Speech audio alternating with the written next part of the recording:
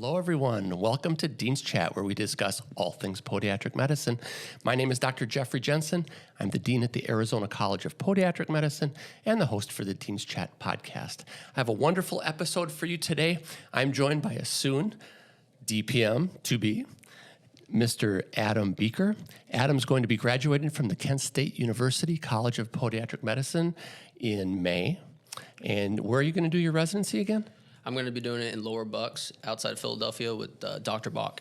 Fantastic. Congratulations. Thank you. So one of the reasons that Adam and I are here on this podcast is because Adam's got the entrepreneurial spirit, and he started a website and a service called Podiatrist2Be. And he's got a website, and he's got a foundation, and I really am excited about I've been following you, and I'm excited about what you can bring to the table for students and residents. And so welcome. Thank you. Thank you for having me on. I truly appreciate this. This is a big opportunity for myself and the organization, and I think podiatry in general. Very good. Podiatrist2Be has been it's been great for me, and it's been something that has already helped students, and residents have reached out to me, program directors have reached out to me. So I've had positive feedback, and I'm going to keep doing it to help students and people like that were in my shoes. Let's go back to the beginning. Tell us about Podiatrist2Be and the initial inception of the idea and who it serves. Yeah, definitely. So Podiatrist2Be serves, like I said, it serves the whole profession of podiatry. It serves programs. It serves the students, primarily the students, and residents alike. It gives you a big, I guess as a general idea of Podiatrist2Be, it's a review format of each of the programs left by your peers, residents, program directors can leave reviews. Anyone's open to leave a review, and an honest review. They all come anonymously, and they give insight into the program in which students will apply and go rotate at. So just for clarification, we're talking about residency programs that also have clerkships attached to them, right? Correct. About 230 programs around the country. Mm-hmm. So, I was on your website for an hour yesterday, and I just kept going through all the different programs and looking at the reviews and looking at, if I put a student hat on, if you will, I can see where it's just a tremendous resource. Yeah, definitely. And that's what I was looking to do, is fill a niche that I kind of exploited and saw, and I figured it would help a lot of students, and hopefully those students will give back, leave reviews, and it'll help further programs, further student education, and give us good insight into what certain programs are doing good and some not. Well, I think that's a tremendous service. I also like the idea that you're providing other aspects. You even do things like mock interviews. You'll do personal statement reviews, CV assessments, and also boards reviews. And so tell us a little bit about that, because I find that to be fascinating.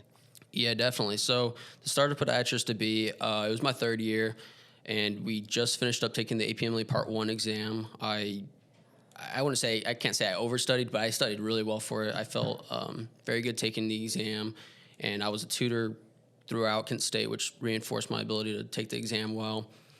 And, we were left with the duty to figure out where we're going to go do externships in your fourth year. So it's a big responsibility to have, and you have to plan that out accordingly. And you go to a location for a month. It's a big deal, and it's a big chance. So, and oftentimes where you rotate is where you end up matching to. So it's a big decision to make, and you have to make it almost at the toss of a hat.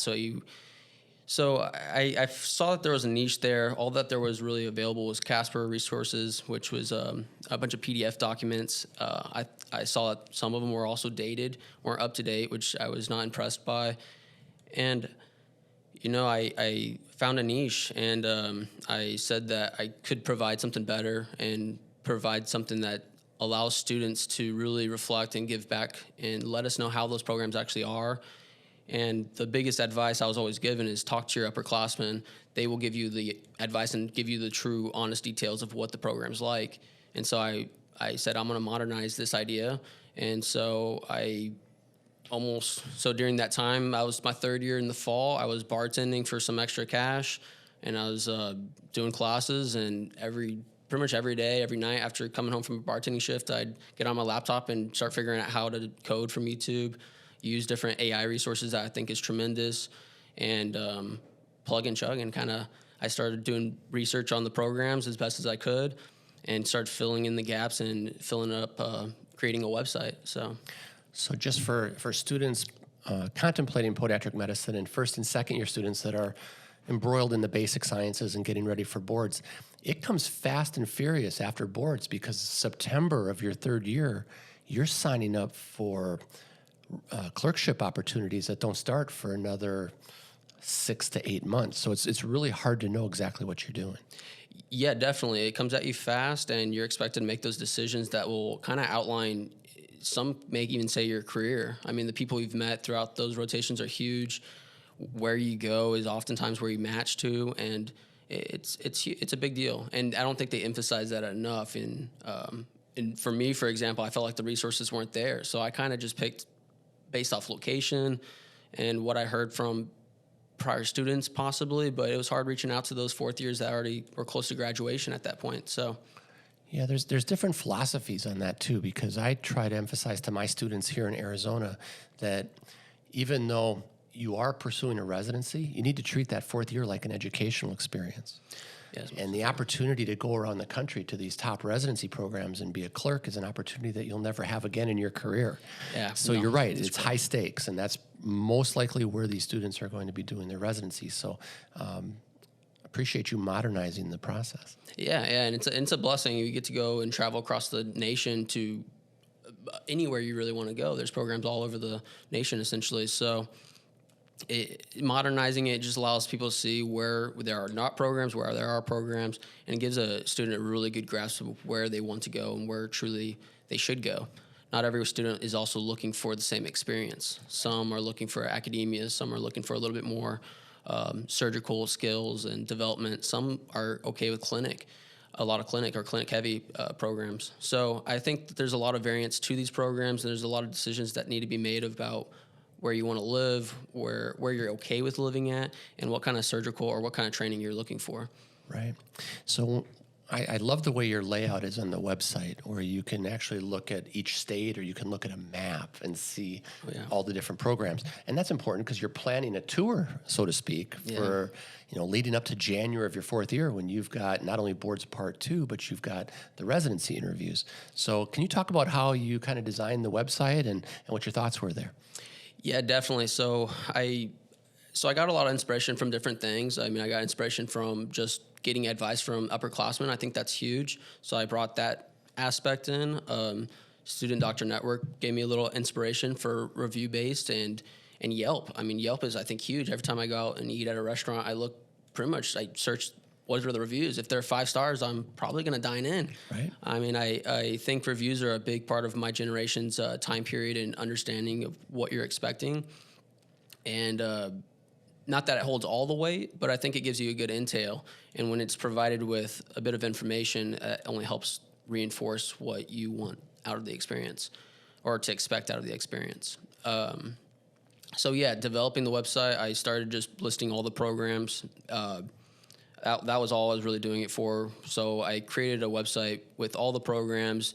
The map wasn't developed yet. At least listed them by state, which at the time, Casper didn't have anything really for that, or it was very old, and it needed a lot of probably work, I think, as far as how it looked or the outline of their website.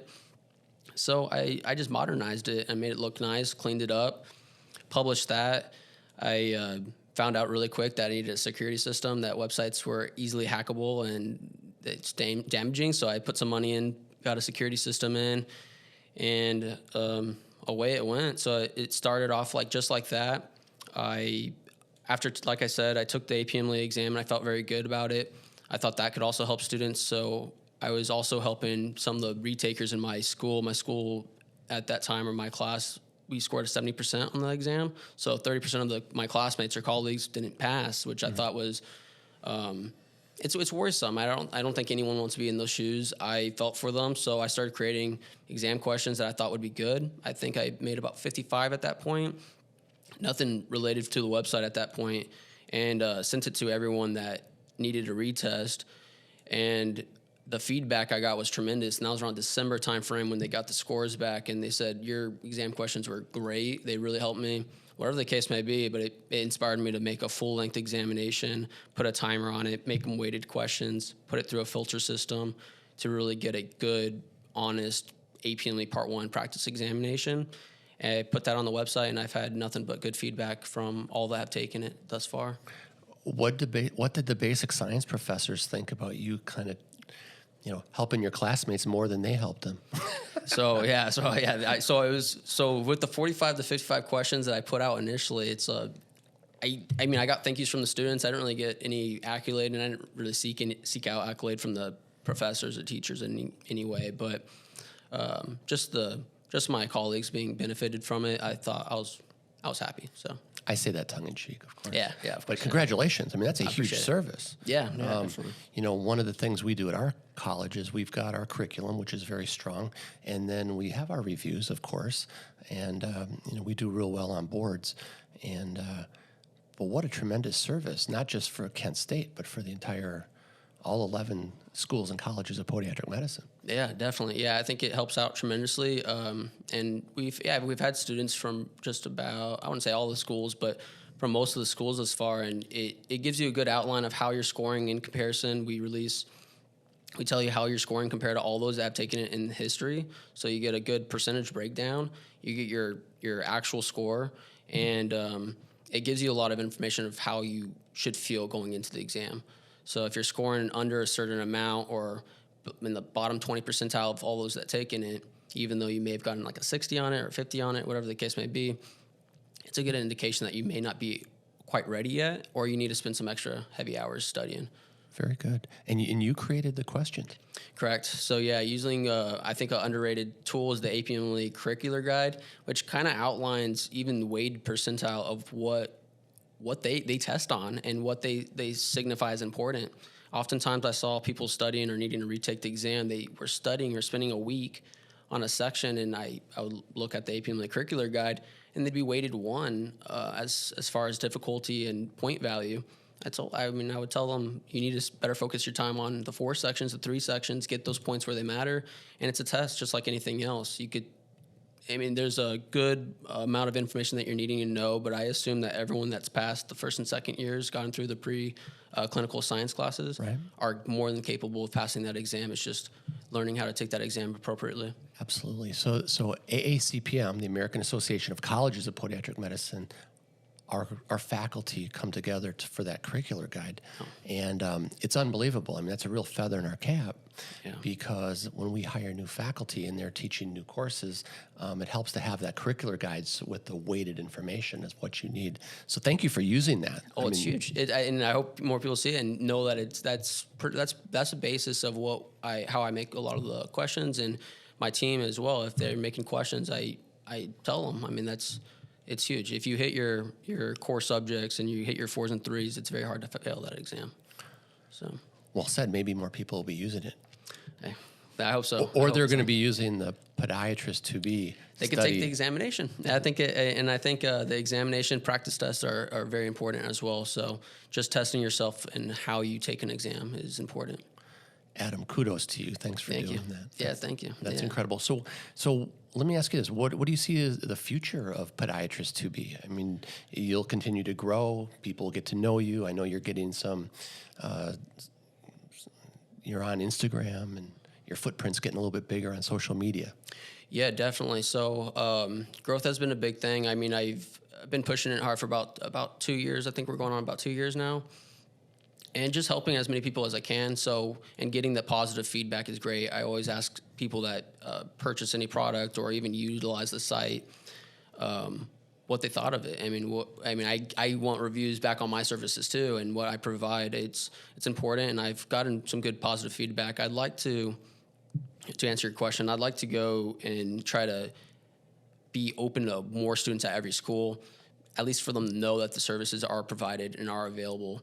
I think that it's very silly to not be able to get through schooling because of one exam. I think it's a lot of debt. I think it's a lot of headache, and it's a reality that maybe not all students face, but there are a good deal that do face that, and it shouldn't be that way for, I think, a lot of people.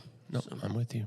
Well, it's natural to reach out to your classmates and people to help you and your professors, but to put it all together and put it in one spot, I think is tremendously useful and convenient. Yeah, definitely. And we do offer consultation scheduling in which we provide, or we don't provide, we recommend certain resources that we found very valuable.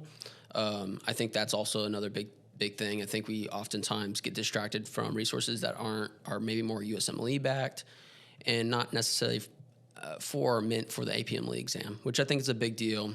We also teach students how to take an exam properly. I think a lot of students get scared when they freeze up when the exam starts, and which is okay. It's a tough exam, and there's no doubt about it. It's an extremely tough exam, but we teach kids how to build up testing stamina and how to appropriately narrow out your answer choices to get your best answer. It's fantastic. So let's talk about your foundation. You've attached this to a foundation, and it really hasn't been launched, but can you give us a little preview of what you have in mind? Yeah, definitely. So I started up the Podiatrist2Be Foundation with the intention of spreading the awareness of podiatry. I've always thought podiatry is in the shadow of MD, DO, even dentistry, which I don't quite get. I think we're a very influential and powerful profession. I think it should almost be reversed, that MD, DOs are looking to come to podiatry school. I mean, we are surgeons. We know that we're surgeons coming in right away. And we're a niche, but amongst the niche, we open up tremendously. If you want to get into wound care, you can do that. If you just want to be a clinician, you could do that. If you only want to do surgery, you could do that. The profession offers a lot of benefits that I don't think our counterparts get as much, and I don't think podiatry gets as much credit as it deserves. And going forward, if we increase the amount of students that are looking to get into the profession, and maybe the quality as far as the status quo and GPA and stuff, it'll reflect, I guess, our compensation values as far as insurances goes in the future.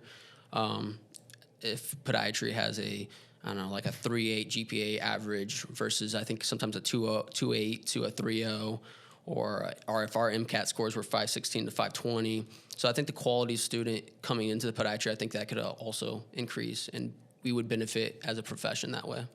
It's a small profession. It's under the radar. And what's interesting is many students get exposed to it by a family member going to a podiatrist, or they're treated by a podiatrist. So I think COVID hit our profession hard because it really eliminated the shadowing opportunities.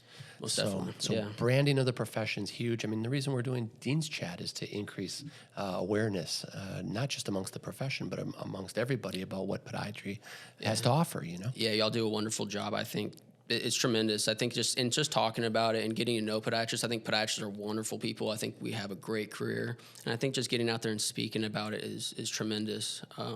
In speaking about COVID, that's how I got involved with it. I had to go back to my hometown during COVID. I was studying to go into MD school, and I hadn't really heard much about podiatry until I went and shadowed a podiatrist that stayed open a little bit in the early stages of COVID. He said, apply, get in. I applied, and I haven't looked back since, and I think it's an amazing career. So if I could help high school, undergrad students understand what the profession is and just increase applicancy rates, and I think inadvertently increasing the quality of applicants as well, I don't see why there isn't a reason why we aren't doing that already. No, that goes hand in hand. So well done. That's fabulous. Yeah, no, I appreciate that, yeah. So what we'll do is we'll put information in our show notes about Podiatrist2Be, and we'll get as many people driving towards the website as possible and explore different ways that we can work together. Definitely. Because, I do a lot of interviews with residency directors, residents at different programs, and maybe we can connect your website with some of those videos. That would be awesome. Yeah, and you're doing the feet on the street. I think that was a wonderful initiative. I think that's great. I was almost like, wow, dang, how did he? Because, that was some of the goals I was wanting to do as well. So maybe we could collaborate and help with that too. I mean, I'd like to help in any way I can. I think speaking to alumni, so I plan on going to my undergrad, speaking about podiatry, and just advocating for the profession in general. But I think ultimately with the Podiatrist2Be Foundation, I'd like to have a chapter at each of the schools, of each of the podiatric medical schools, and really reach all those high schools and undergrads in those areas, those approximate measures and areas. No, that's great. I'll use this as a shameless plug to talk about feet on the street for a minute. When the American Association of Colleges of Podiatric Medicine put it together, our vision was to get out to undergraduate institutions that technically hadn't been sending students into podiatric medicine, and trying to merge the advisors at those colleges with the students, and then of course with a shadowing doctor. I mean, just this morning there was a student in northern Wisconsin that was not able to find a shadowing experience. I made one email to the American College of Foot and Ankle Surgeons, and they had 2 doctors that were willing to let that student shadow. So that really benefited everybody a lot. But it's kind of a ripple effect, if you will. So one other story.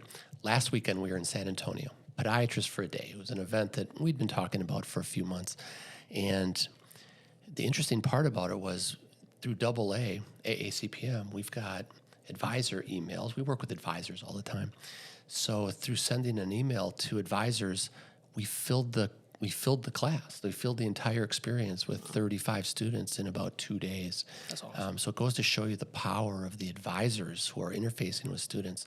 If they're not putting podiatric medicine as an option for their students, the students aren't finding out about it. They don't know at all. Yeah, and it's a big issue, and I think that it shouldn't be heard or know from only a family friend about podiatry. It should be an option available, and that's awesome that you got to do that with Dr. Lee Rogers and yourself, and I rotated through the program, Dr. Payday, all of them. I think they're great. It's a great program, and it's awesome that they opened it up their doors for high school students and undergrad students. Yeah, they did. They hit it out of the park. They brought in all their faculty in different areas of podiatric medicine and all its specialties, which is another plug for podiatry. I mean, most podiatrists are happy with what they're doing because they've tailored their practice to meet the things they enjoy doing. So I think that's important. Definitely, yeah. All right, Adam, let's shift gears a little bit. You said during COVID you got to shadow a little bit and you got introduced to podiatric medicine. Tell us about that shadowing experience. How did that impact your desire to go into podiatry? Yeah, so I graduated from undergrad 2019, I believe my year's correct. Went out to New Mexico to hopefully shadow and get a job at a hospital, but I didn't get hired. The COVID was setting in. I had an MCAT scheduled out, and it was just it was a worrisome time. So I moved back to McAllen, Texas, with my family. There was a podiatrist still as a family friend, which worked out well, Dr. Ten Quach, and he took me under his wing. He said, hey, come in, see how this is, see how the profession is. I've heard you're into medical. And I went, and I loved it. I thought what he was doing, he was treating an abundance amount of patients, and patients of all different types. I mean, he was treating the young, he was treating pediatrics, and all the way up to geriatrics. I thought it was amazing what he was doing. So he encouraged me to apply to the school, and I applied. My MCAT ended up getting canceled due to COVID, which was unfortunate. And it somehow, a grace of God, somewhat, it worked out well, and I got in that August. So I picked up a job as a surf instructor in Padre Island.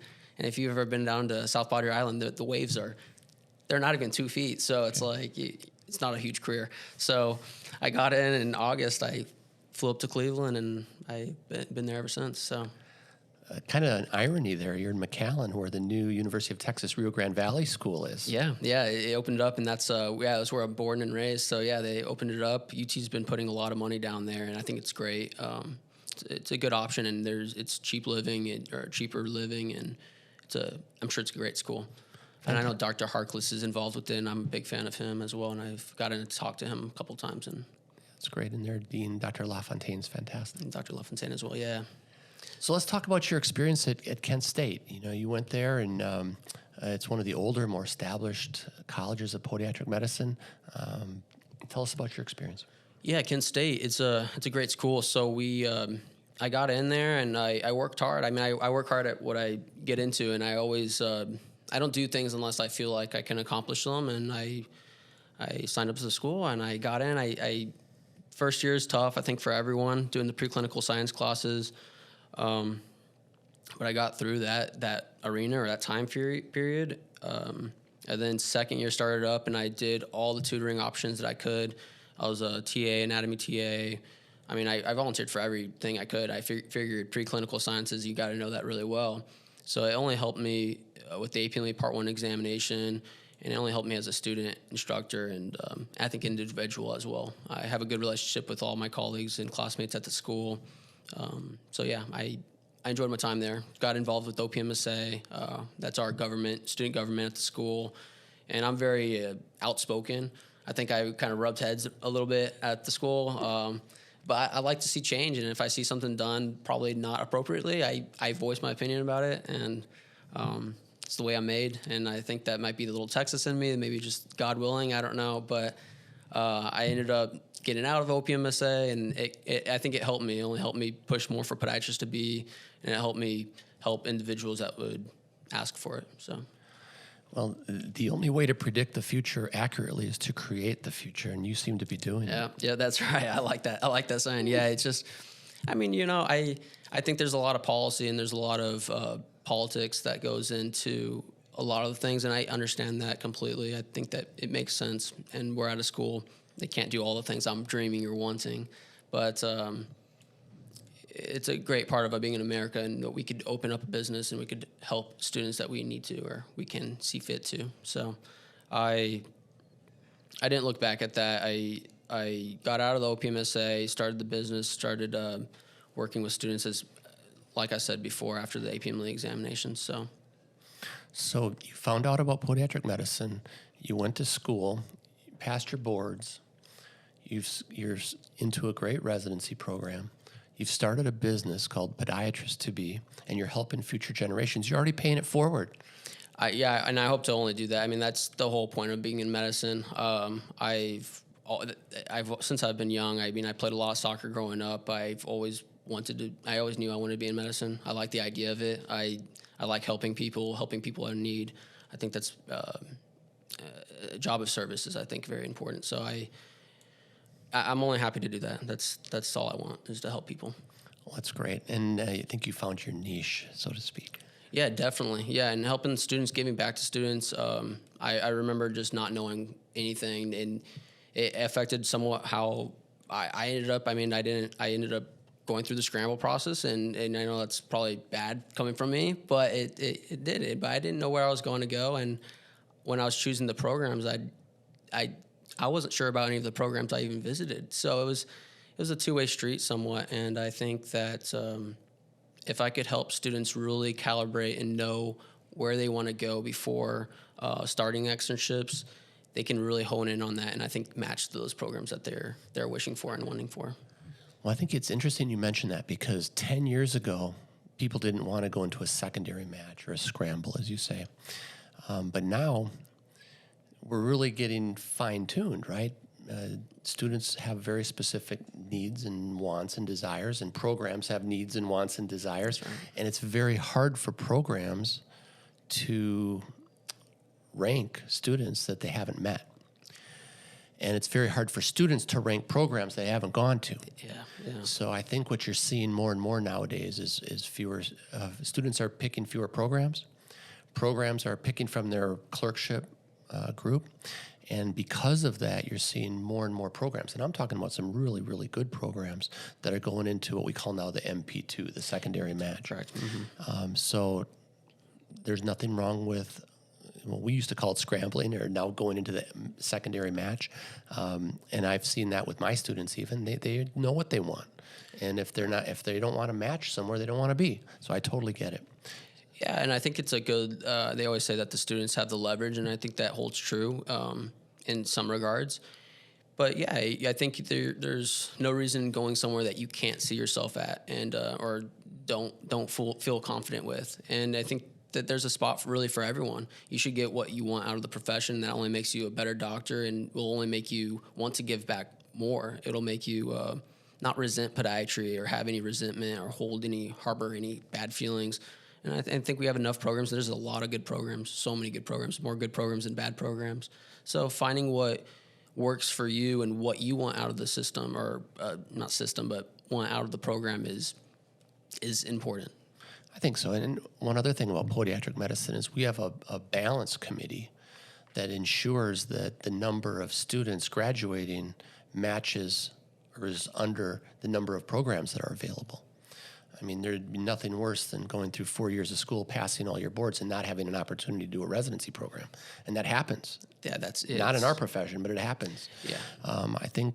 And that only works better for why podiatry is, I think, so great. That's a good system, and it should be that way. I mean, it needs to be that way, and it only elevates programs as well. They want to be the best program out there for the students or for the future residents and employees, because there's more students and they have the options, or there's more programs.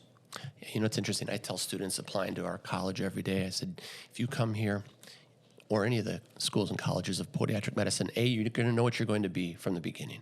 You start focusing on that right from the beginning. And then you know you're going to be doing a surgical residency program, medicine and surgery, but you know what the training is going to look like. So you can start driving in that direction from the beginning. And for many students, that's very desirable, because they don't like the unknowns of, you know, if you go to MD or DO programs, you don't know what you're going to match into, and then that's kind of disconcerting to some people. Oh, it's a beautiful process. So that's why I love the podiatry profession, and that's why I want to give back towards it too. I mean, I think that it should be spoken highly of in all regards and at all levels. The general public to all the way up to the hospital admin should respect what we do, and it's a privilege. It's really nice that we have the opportunities that are out there for podiatry. Absolutely. Well, kudos to you, Adam. Thank you for being a leader so young in the game, and all you're doing for prospective students, future students, and practitioners. Thank you. Yeah, no a problem. And I'm still learning. I was watching a lot of your old podcasts and what you do, and I mean, I think it's just learning and continuing to learn and help out where it's needed. I may not have years of experience, and I'm not a master of anything in particular, but I know what I'm good at. I've accomplished certain areas, and for those that may not see past a certain moment, I have just that slight experience where I could help you just navigate it a little bit more appropriately, I think, is in some ways. So great work. Well, thank you for coming into the studio and joining me on Dean's Chat. Oh, yeah, it's been a privilege. Yeah, thank you so much for having me. You're so welcome. And to all of our listeners out there, if you're on Apple Podcasts or Spotify, please give us a 5-star rating. And, of course, if you're watching on YouTube, please become a subscriber and give us a like. And until our next episode... Oh, by the way, Adam, I'm getting you one of these Dean's Chat cups. Beautiful. Yep, very good. Until next episode and next week, cheers, everybody. Bye-bye.